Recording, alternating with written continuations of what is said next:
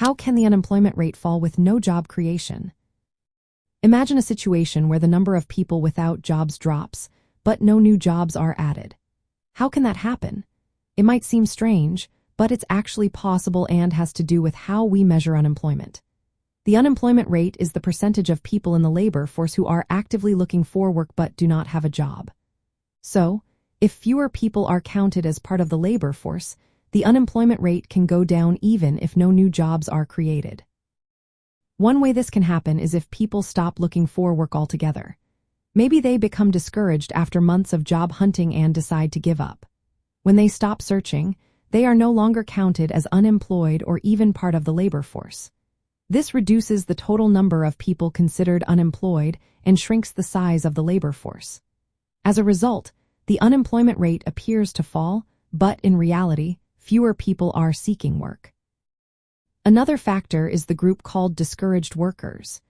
These are people who want a job but haven't looked for one recently because they believe there are no opportunities. If more people move into this category, they are not counted as unemployed. So, even if no one gets a new job, the official unemployment rate can decline because these workers are no longer included in the count. The way surveys are conducted also plays a role. The unemployment rate is based on a snapshot from surveys that ask people about their employment status. If survey responses change, or if the timing of the survey shifts, it might temporarily show a lower unemployment rate without any actual increase in employment. Frictional unemployment is another piece of the puzzle. This is short-term unemployment as workers switch jobs or take breaks. If fewer people are actively searching for jobs during certain seasons or personal reasons, the unemployment rate can fall temporarily. Structural unemployment happens when there is a mismatch between workers' skills and available jobs.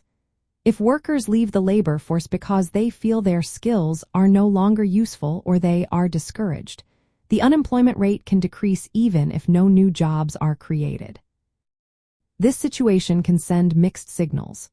A falling unemployment rate without new jobs might mean the labor market is weakening, or that many workers are not being counted. Economists and policymakers look at other indicators like the labor force participation rate and employment-to-population ratio to get a clearer picture of the job market. Understanding these factors helps us see that the unemployment rate is not always a perfect measure of economic health. It can fall for reasons unrelated to actual job growth, which is why it's important to look at the full picture when assessing how well the economy is doing.